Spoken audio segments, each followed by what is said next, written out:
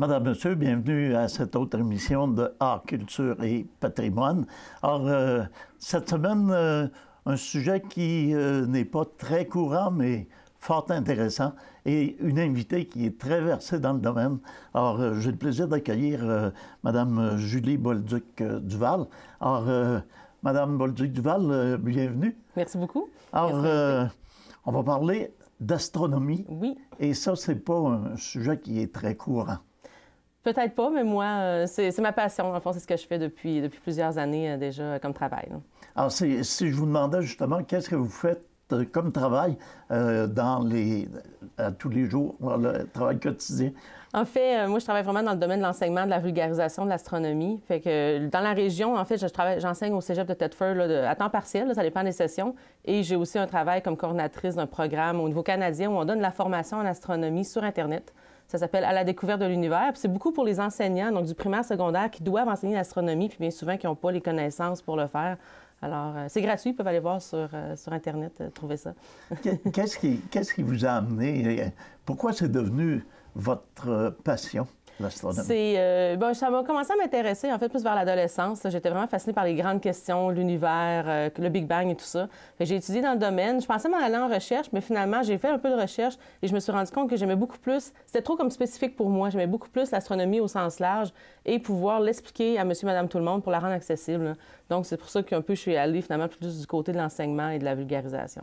Et c'est la raison pour laquelle vous retrouvez avec des choses en astronomie. Oui. C'est ça. Donc, je me tiens au courant un peu de ce qui se passe. Il y a beaucoup de projets. C'est un domaine très large. On s'entend, l'astronomie, c'est l'univers au complet. Là. Mais des projets, là, des affaires spéciales qui se passent, des nouvelles recherches, j'aime ça, justement, l'expliquer aux gens pour qu'ils puissent mieux en saisir la portée un peu. Quand on parle de choses spéciales qui se passent dernièrement, quand on dit dernièrement, là, on peut reculer peut-être de quelques mois, on a vécu un événement qui est pas banal, et je parle de la mission Rosetta Philae. Philae, oui. Et ça a été vraiment quelque chose de particulier. Oui, ça, c'est la mission de l'Agence spatiale européenne. Donc, en fait, c'est une sonde qui était dans l'espace depuis 10 ans. Elle a été envoyée en 2004. Et Philae, c'est le petit robot, dans le fond, qui est allé atterrir sur la comète. Alors ça, c'était une première. C'est la première fois qu'on essaie d'atterrir doucement comme une sonde sur une comète. Et c'est ça, ça a été très repris dans les médias. Là. Ça a fait la une de Radio-Canada, je m'en souviens. Donc, ça a été vraiment l'imaginaire populaire. Là, ça a capté tout le monde un peu. Là. Mm-hmm. Alors, vous avez déjà donné beaucoup d'informations, mais on va la développer, cette information-là. Oui. D'abord, pour monsieur, madame, tout le monde, qu'est-ce que c'est qu'une comète?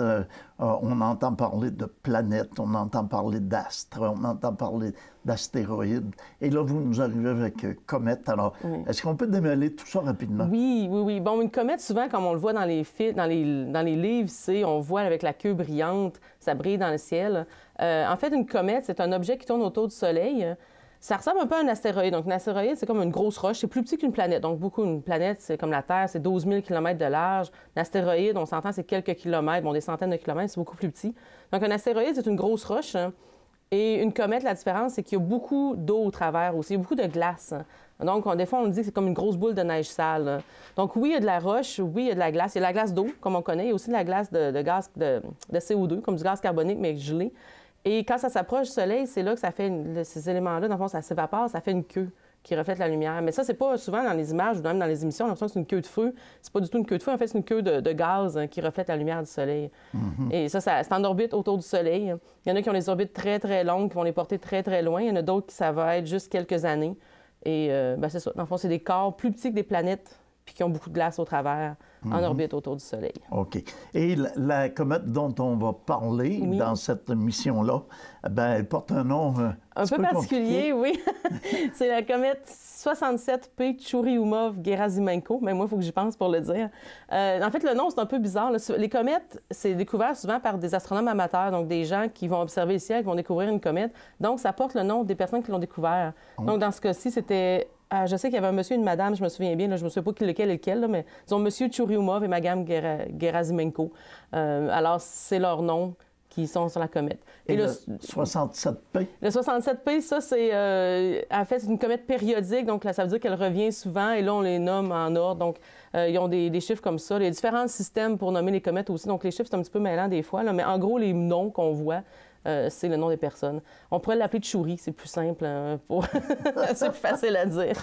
Et on parlait d'orbite, ça veut dire qu'elle nous revient de façon régulière. Là. Quand on suit une orbite, c'est régulier. Oui, bien en fait, il y en a des orbites qui vont très, très loin. Il y en a que ça peut aller aux 2000 ans avant qu'elles reviennent. Celle-là, c'est 6,5 ans. Donc, c'est quand même une orbite assez petite.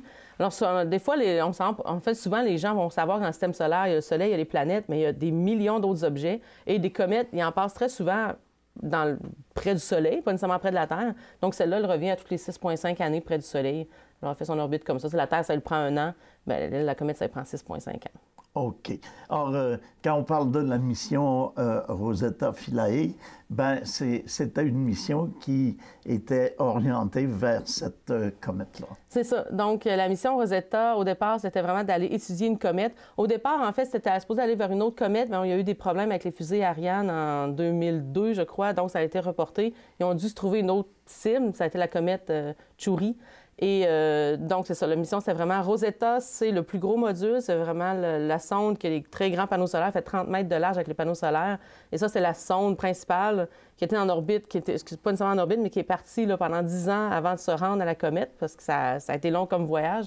Et Philae, c'était le petit, comme robot, le petit atterrisseur, dans le fond, qui était sur Rosetta pendant tout ce temps-là, et qui, finalement, dans la semaine du 12 novembre, là, est descendu sur la comète, le petit atterrisseur.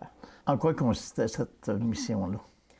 Donc, le gros, c'est vraiment, depuis le mois d'août, en fait, la sonde est arrivée, à août 2014, la sonde est arrivée à la comète. Donc, elle est partie en 2004, ça a été 10 ans de voyage dans le système solaire. Ce qu'il faut comprendre aussi, je parlais tantôt de l'orbite de la comète. Dans le fond, une comète, ça a une orbite. Bon, si je prends le Soleil, la Terre, c'est pas mal un cercle autour. Pas exactement, mais pas mal. Alors que la comète, elle, a fait une orbite beaucoup plus allongée, un ovale, dans le fond. Donc, il a fallu que la sonde aille rejoindre la comète assez loin. Et pour ça, ça prenait beaucoup d'énergie. Alors, c'est des trajectoires assez longues parce qu'au lieu de mettre beaucoup de carburant, ce qui est lourd à faire décoller et ce qui est, bon, tout encombrant, on donne moins de carburant, mais à ce moment-là, pour faire accélérer la sonde, on la fait passer près de planètes. Des fois, c'est comme ça vole un petit peu l'énergie de la planète.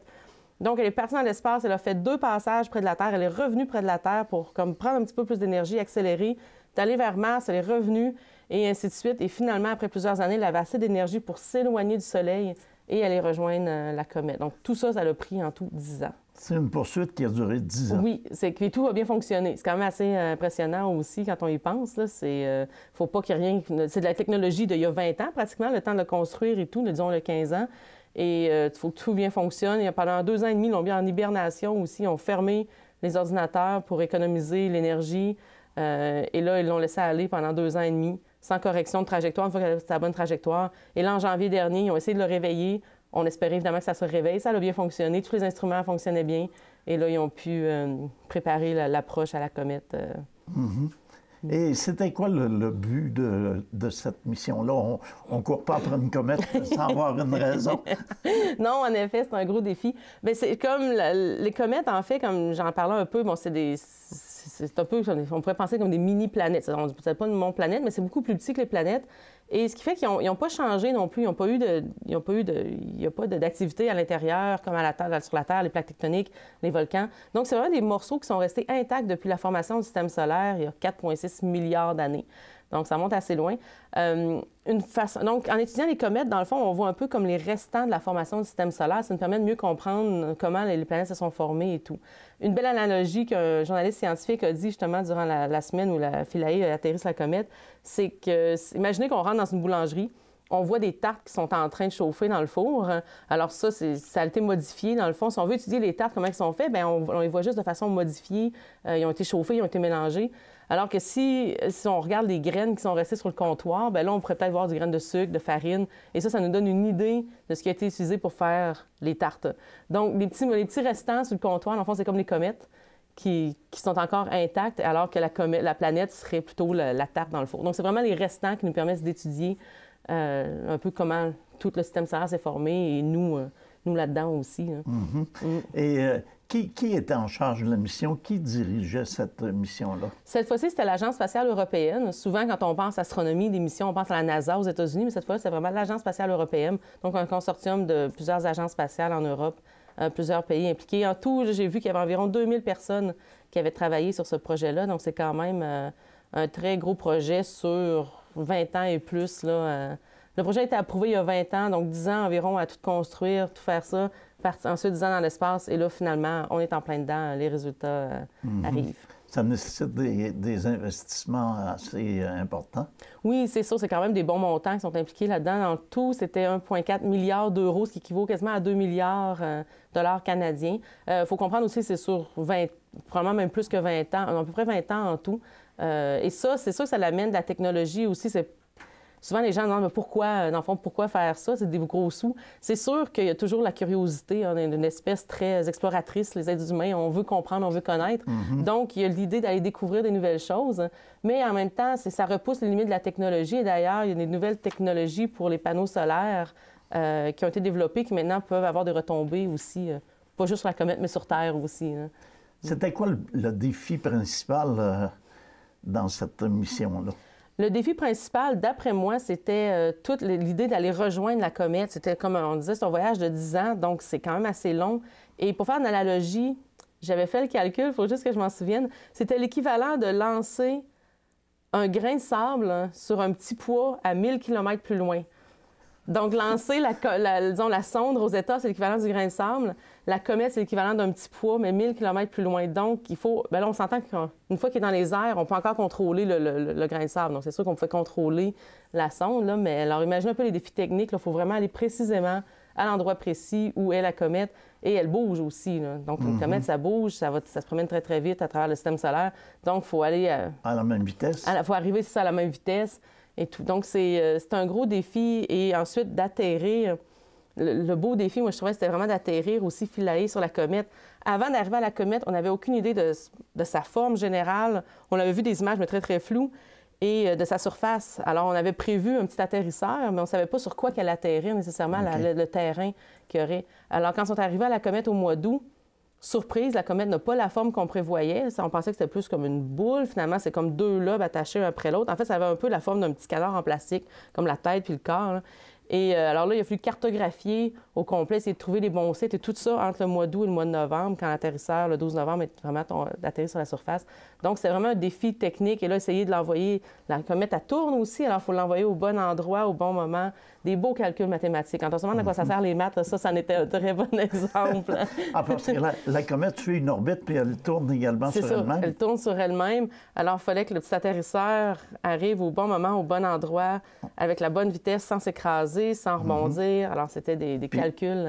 Est-ce qu'il y a une attraction? Une question de poids, là. Est-ce qu'il y a une attraction? Bien, en fait, la comète exerce une certaine gravité, mais c'est tellement petit comme objet que la gravité est environ 100 000 fois moins que sur Terre. Donc, Philae, le petit atterrisseur, qui a un poids équivalent à une masse de 100 kg sur Terre, sur la comète, c'est une masse équivalente un poids équivalent à une masse de 1 gramme. Donc, c'est beaucoup plus facile de rebondir, par exemple. Alors, enfin, ça rebondit, mais c'est reparti et c'est raté. Là, c'est un petit peu...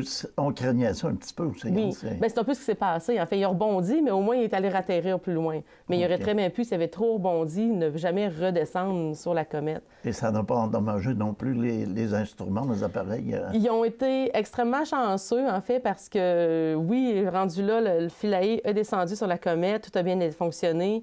C'est arrivé pratiquement exactement où il avait prévu qu'il allait atterrir aussi sur la comète.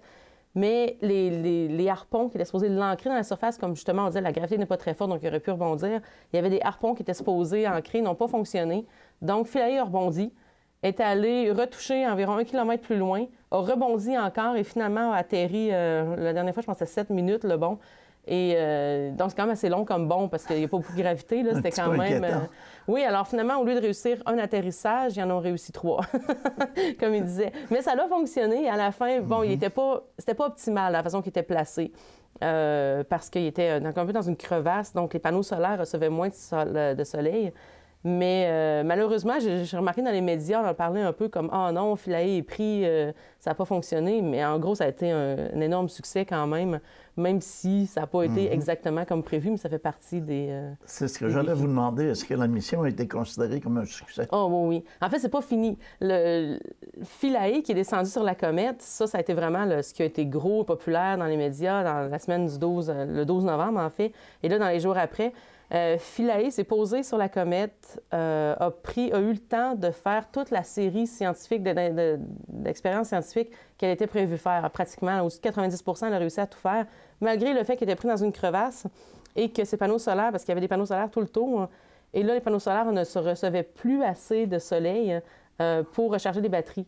Donc, il a été vivant pendant 57 heures à la surface et après ça, ces batteries sont malheureusement toutes drainées, là, ils n'ont plus d'énergie. C'est sûr que ça aurait été bien de le garder plus longtemps vivant à la surface, mais le but principal, c'était de faire cette série scientifique-là et ils l'ont fait. Donc ça a été très bien réussi.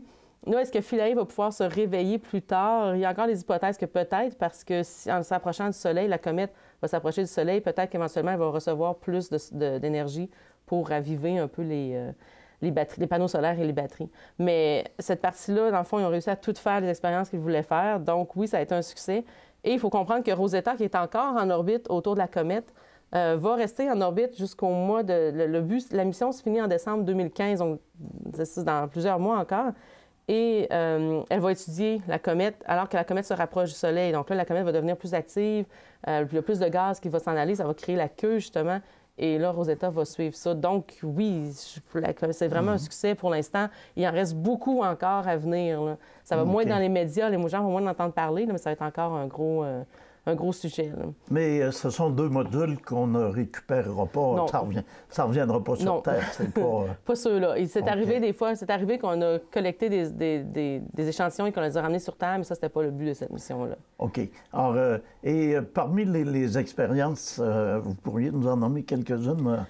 Oui, bien en fait, il y en a plusieurs. Ça a été d'étudier, par exemple, un des résultats qui est ressorti récemment, c'est d'étudier un peu la signature atomique un peu de l'eau, vraiment de l'eau qui est sur la comète, pour comprendre un peu, est-ce que c'est la même signature un peu qu'on retrouve sur la Terre? Parce qu'une des questions qu'on se pose, c'est la Terre, il y a beaucoup d'eau sur la Terre, d'où vient cette eau-là? Et une des hypothèses, c'était justement, est-ce que les comètes, comme ils ont beaucoup de glace, est-ce que les comètes, en frappant la Terre, il y a très longtemps dans le système solaire, auraient pu apporter une quantité importante d'eau sur la Terre? Et donc, on a étudié les signatures. Ça, c'est Rosetta, vraiment, qui avait fait ça, oui, de l'orbite, dans les premiers mois quand elle est arrivée autour de la comète. Et on s'est rendu compte que la signature un peu de l'eau, c'est la proportion d'eau lourde, là. Des fois, on entend parler ça d'eau lourde, là, mais c'est la proportion d'eau lourde par rapport à l'eau ordinaire. Est-ce que c'est le même que sur la Terre? Et finalement, non, ce n'est pas la même. Donc, ce n'est pas des comètes du type de cette comète-là, de Chury, qui aurait pu être la source d'eau sur la Terre, parce que c'est pas la même signature atomique, qu'on pourrait dire un peu. OK. Au début, vous disiez que c'était pas cette comète-là qui avait été visée, puis pour plusieurs raisons, finalement, on a choisi celle-là. Est-ce qu'il aurait pu y avoir d'autres choix que celle-là? Probablement. En fait, il essayait de trouver une comète, qui, dans le temps de l'horaire de la mission, pouvait fonctionner, donc elle allait passer près du Soleil. Une comète périodique, qu'on appelle, donc justement, qui revient assez fréquemment. Donc, on connaît l'orbite, on connaît un peu l'activité pour ne pas aller vers un inconnu complètement. Il y a des comètes comme la comète d'Halley qui revient aux 76 ans. Bien, c'est un peu trop long, là. On veut quelque chose de plus... Puis les autres, des fois, ça leur prend 2000 ans, mais là, non, c'est pas ça qu'on veut. Donc, c'est une comète, justement, avec une orbite assez court. Et dans le plan du système solaire, donc ce que je veux dire par là, c'est qu'on a le Soleil au centre, puis on a toutes les planètes qui orbitent pas mal dans le même plan. Il n'y a pas une planète comme ça, puis une autre comme ça. Donc, il y a vraiment... C'est quand même assez plat, le système solaire. Mais les comètes, par contre, des fois, ont des orbites assez différents. Mais on voulait quand même une comète dans le plan de l'écliptique. Ça prend moins d'énergie envoyer une mission vers ces comètes-là. Donc, déjà là, on en éliminait plusieurs. Donc, pour différents calculs comme ça, je ne sais pas trop combien il y en avait retenu à la fin, mais Chury a été la candidate là, en bout de ligne là, pour être étudiée. Il y a peut-être une chose sur laquelle on a passé rapidement, puis on n'en a rien dit.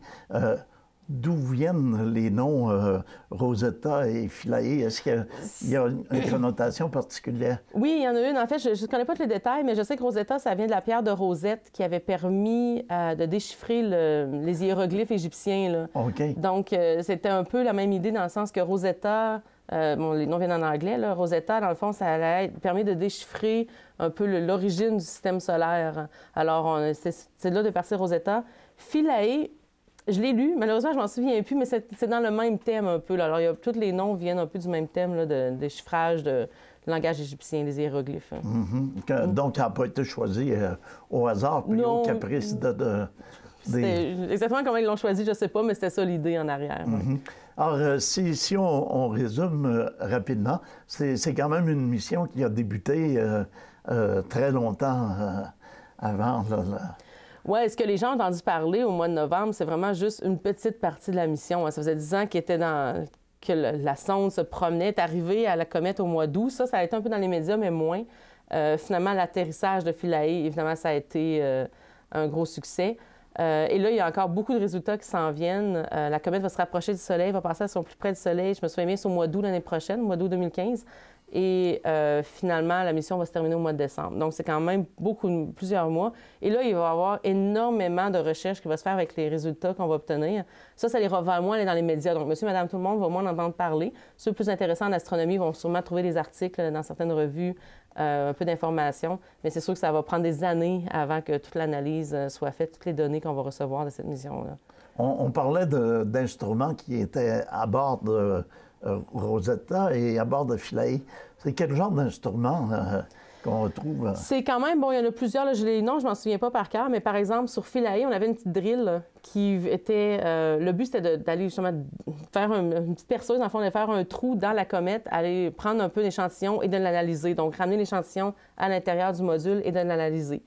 Donc, pour voir vraiment la composition de la comète. Il y en avait un autre instrument qui a été pour voir... Bien, en fait, on s'est rendu compte que Philae avait atterri avant la partie vraiment solide de la surface, c'était une poudre froide de 10 à 20 cm d'épais. Donc, il y a vraiment de la poudre à la surface, un peu les restants En fait, ce qu'il faut comprendre, ce qui est drôle, c'est qu'une comète, même si on dit que c'est une boule de neige sale, c'est extrêmement noir à la surface parce que la glace finit par s'en aller, comme s'évapore, elle sublime. Mais ce qui reste, c'est comme une couche de matériaux carbonés. Donc, c'est plus noir que du charbon, la comète. Et cette couche-là qu'on voit sur le dessus, bien, c'est un peu la poudre dans laquelle Philae a atterri. Il y en a d'autres pour étudier les gaz qui vont sortir aussi. Donc, il y a plusieurs instruments pour vraiment mieux analyser la composition, pour sonder avec des ondes radio, aller sonder l'intérieur de la comète. Donc, plusieurs instruments différents. Une dizaine d'instruments sur Philae, une dizaine d'instruments sur Rosetta aussi. Ça va continuer. Là. OK. Et les analyses se font à bord même des deux modules en question? Les résultats sont pris... En fait, les données sont prises sur l'ordinateur, dans le fond, de chacun des deux sondes, et tout ça est relayé à la Terre. Et là, c'est vraiment des humains sur Terre qui vont faire l'analyse. Alors, c'est pas... Les données sont prises, mais tout est envoyé par onde radio. Et ensuite, ça va prendre des mois à faire vraiment l'analyse des données, étudier les spectres, par exemple, les signatures qu'on a eues des différents éléments, ainsi de suite. Est-ce qu'il y a une interaction entre les deux modules? Est-ce qu'il y a des communications? Oui, bien, Philae ne pouvait pas communiquer à la Terre directement. Donc, toute l'information passait par Rosetta, Rosetta avait l'antenne pour relayer l'information à la Terre. Donc, c'est vraiment... ouais, c'est comme maman parlait à son bébé sur la planète un peu, là. Et au moment où on se parle, tout ça est mort, si on peut dire. Philae, comme ça qu'on disait, Philae est endormi. En fait, on ne sait pas exactement, c'est ça, s'il va se réveiller à un moment donné. Rosetta fonctionne encore très bien. Ça, lui, c'est la partie principale qui est en orbite autour de la comète. Mais Philae, est à la surface, pour l'instant, est endormi, a envoyé toutes ses données. Et là, on analyse ça. Est-ce qu'il y a des animations qui sont disponibles sur le net, par exemple? Ah oui, il y a des très belles animations. En fait, toute l'équipe de communication de cette mission-là a fait un job impeccable. En fait, ils ont fait une recherche pour Rosetta, ESA, ça c'est pour European Space Agency.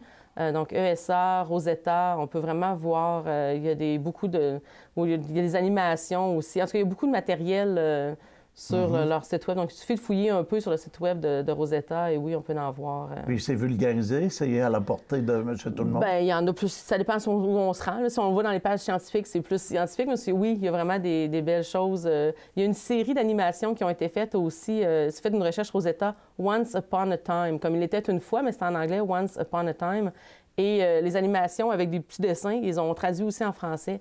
Ils sont, en tout cas, ça fait une recherche pour ça, sont magnifiques. C'est vraiment mon coup de cœur de cette mission-là. C'était très bien vulgarisé, mais ça explique bien le but de la mission puis qu'est-ce qui se passe.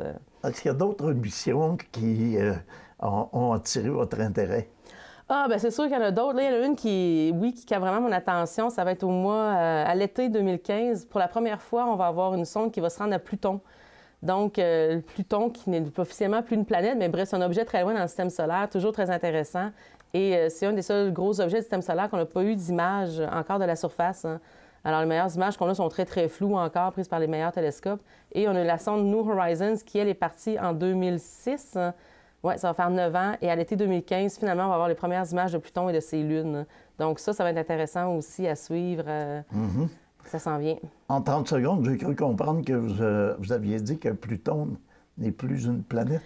Oui, bien en fait, c'est un système de classification qu'on a changé. Alors, on a découvert d'autres objets qui étaient un peu dans la même grosseur que Pluton. Et là, est-ce qu'on les appelait tous des planètes ou bien si on changeait ça? Alors, Pluton, comme pour certaines caractéristiques, est différent des autres planètes. Maintenant, c'est une planète naine. Alors qu'on a 8 planètes officiellement. C'est sûr que pour vous et moi, qu'on a grandi avec 9 planètes, c'est un peu mêlant, mais en bout de ligne, il y a des gens qui prennent ça très personnel, mais en bout de ligne, c'est pas grave, c'est juste un nom qu'on lui a donné. Mais Pluton est toujours aussi intéressante comme objet, puis ça change pas. Pluton, ça ne la dérange pas, là. Alors, Mme Julie Bolduc-Duval, ça a été fort intéressant, puis j'espère qu'on aura l'occasion de reparler de certaines de ces missions-là et d'astronomie.